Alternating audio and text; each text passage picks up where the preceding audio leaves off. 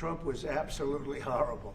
It's just that, and I've lived with that for a long time. I've lived with it since just before the first election.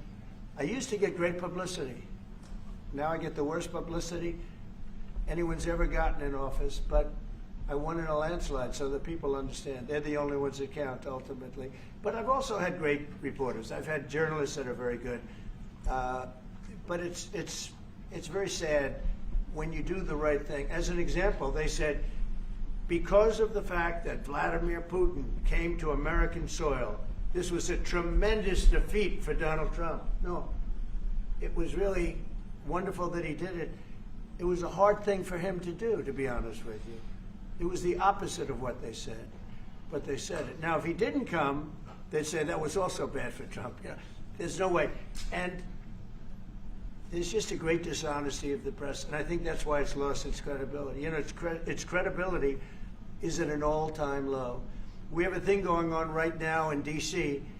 We went from the most unsafe place anywhere to a place that now people, friends are calling me up, Democrats are calling me up, and they're saying, sir, I want to thank you. My wife and I went out to dinner last night for the first time in 4 years, and Washington, D.C. is safe, and you did that in 4 days. I'll tell you, it's safe. I had another friend of mine, he has a son who's a great golfer, he's on tour, and he came in fourth yesterday in the big tournament where Scotty Scheffler made the great shot, and he said his son is going to dinner in Washington, D.C. tonight. I said, would you have allowed that to happen a year ago? He said, no way, no way. He said, what you've done is incredible. And I think the people realize it. But the press says, he's a dictator, he's trying to take over. No, all I want is security for our people. But people that haven't gone out to dinner in Washington, D.C. in 2 years are going out to dinner. And the restaurants the last 2 days were busier than they've been in a long time. Thank you for the question. I walked around yesterday with MTG. If you can walk around with D.C. with MTG and not be attacked, the city is safe. Yes. Thank you, Mr. President. Last week you warned of what you called severe consequences if a 30-day ceasefire or any type of ceasefire were not agreed to by Russia. Will there be severe consequences? Does that change because of I don't think you need a ceasefire. You know, if you look at the 6 deals that I settled this year, they were all at war. I didn't do any ceasefires. And I know that it might be good to have, but I can also understand strategically why, well, you know, one country or the other wouldn't want it. You have a ceasefire and they rebuild and rebuild and rebuild, and, you know, maybe they don't want that. But if you look at the 6 deals that we made peace and you know, long-term, long-running wars, I didn't do any ceasefires. Would I like the concept. You know, I like the concept of a ceasefire for one reason, because you'd stop killing people immediately, as opposed to in 2 weeks or 1 week or whatever it takes. But we can work a deal where we're working on a peace deal while they're fighting. They have to fight. I wish they could stop. I'd like them to stop. But strategically, that could be a disadvantage for one side or the other. But all of these deals I made without even the mention of the words ceasefire. Can you explain the decision to offer Ukraine Article 5-like security guarantees, but stop short of pushing for their full membership? Yeah, well, we haven't done anything on that yet. If you look back and you go back long before President Putin, it was always a statement that they would never allow Ukraine into NATO. So that was a statement that was made, but we haven't discussed any of that yet. We're going to be discussing it today. But we will give them very good protection, very good security. That's part of it. And the people that are waiting for us, they are, I think they're very like-minded. They want to help out also. Thank you, President Trump.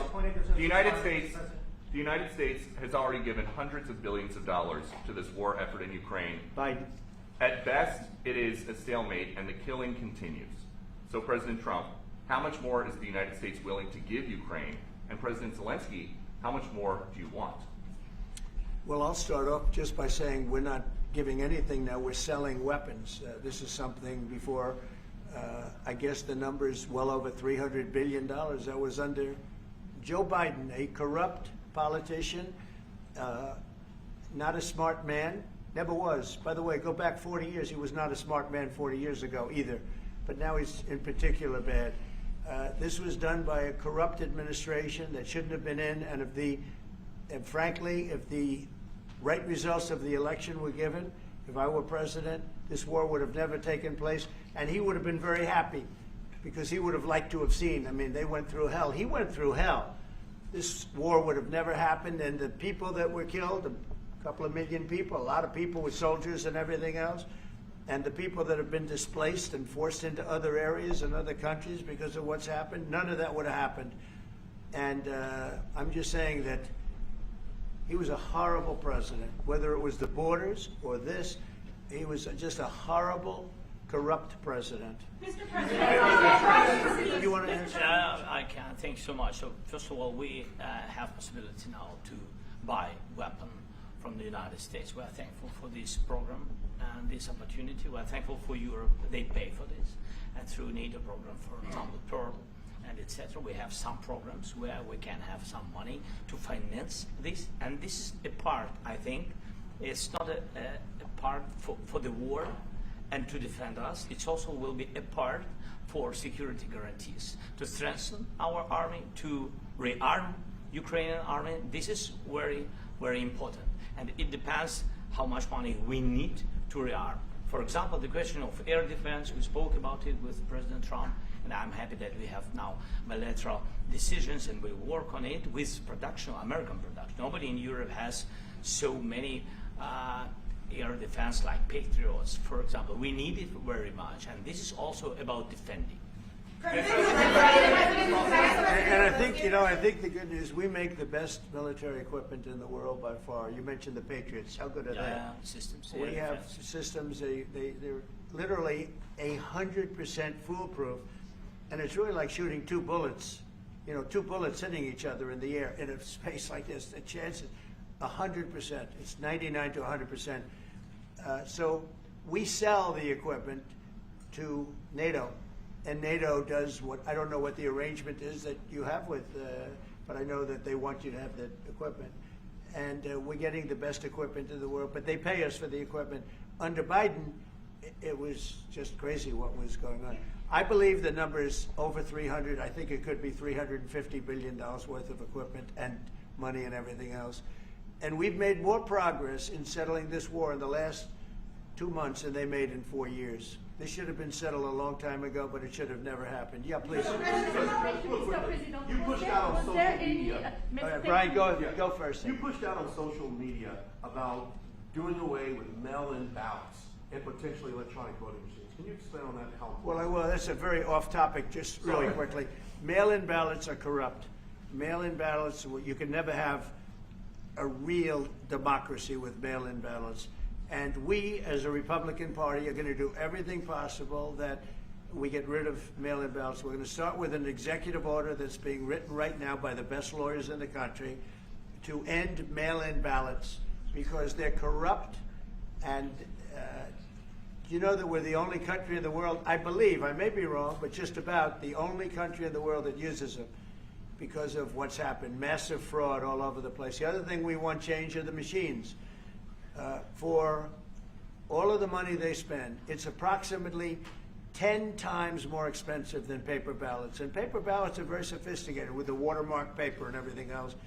We would get secure elections. We'd get much faster results. The machines, I mean, they say we're going to have the results in 2 weeks. With paper ballots, you have the results that night. Most people, but most people, many countries use paper ballots. It's the most secure form. So between paper ballots, very, very important, paper ballots, and I think maybe even more important, the mail-in voting. We're going to end mail-in voting. It's a fraud. If you have mail-in vote, even Jimmy Carter with this commission, they set it up. He said the one thing about mail-in voting, you will never have an honest election if you have mail-in. And it's time that the Republicans get tough and stop it because the Democrats want it. It's the only way they can get elected. Because with men and women's sports and with transgender for everybody and open borders and all of the horrible things, and now the new thing is they love crime. They're fighting me on the fact that I've made Washington, D.C. safe. We're not going to get mugged, beaten up, or killed like all the people you've been watching get so badly hurt. I'm glad I hate to take your time in this, but I'm glad you asked me that question. Sorry. We're going to stop mail-in ballots because it's corrupt. You know, when you go to a voting booth and you do it the right way, and you go to a state that runs it properly, you go in, they even ask me. They asked me for my license plate, for identity. I said, I don't know if I have it. He said, sir, you have to have it. I was very impressed, actually. But it's very hard to cheat with mail-in voting. As you know what happens in California, it's so corrupt, where some people get 5, 6, 7 ballots delivered to them.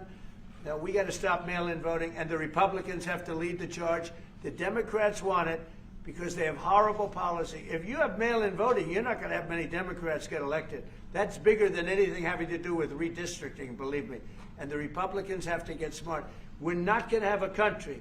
I said for a long time at rallies, you need borders and you need free and fair elections. Those two things, otherwise you don't have. We have strong borders now. In 90 days, Mr. President, we didn't have 1, 0, 0, and 3 months. Not one person came in illegally into our country. In fact, even I find that hard to believe, but it's run by a little bit of a liberal group that put out the numbers, so I guess it's, but 0, 0, and 0. You go back a year ago, 2 years ago, 3, millions of people poured into our country. It was terrible. Thank you very much. What guarantees do you need from President Trump to be able to make a deal? Is it American troops, intelligence, equipment? What is it? Everything. And really, it includes two parts. First, strong Ukrainian army. That's what I began to discuss with your colleagues. And it's a lot about weapon and then people and training missions and intelligence. And second, we will discuss with our partners. It depends on the big countries, on the United States, on a lot of our friends. Mr. President, you're willing to commit American troops to that NATO-like protection in order to get President Zelensky to a deal today? Well, I don't know if you define it that way, but NATO-like, I mean, we're going to give, we have people waiting in another room right now. They're all here from Europe, biggest people in Europe, and they want to give protection. They feel very strongly about it, and we'll help them out with that. I think it's very important. I think it's very important to get the deal done. Please go ahead. You've been involved with the peacekeeping in Ukraine since your first day in the administration. What would you say to the Ukrainian people right now who are suffering under the Russian attacks and hoping that the American people will stand with them? Well, I know Ukrainian people. I've known many over the years. They're great people. They're smart. They're energetic. They love their country. I mean, they love their country, and we want to get this war ended. That's all I can do. I love the Ukrainian people, but I love all people. I love the Russian people. I love them all. I want to get the war stopped. Very important. Mr. President, was there any aspect of your discussion with Vladimir Putin that left you disappointed? Look, we just spoke to, I was just telling the president, I just spoke to President Putin indirectly, and we're going to have a phone call right after these meetings today. And we may or may not have a trilat. If we don't have a trilat, then the fighting continues. And if we do, we have a good chance. I think if we have a trilat, there's a good chance of maybe ending it. But he's expecting my call when we're finished with this meeting. Thank you very much, everybody.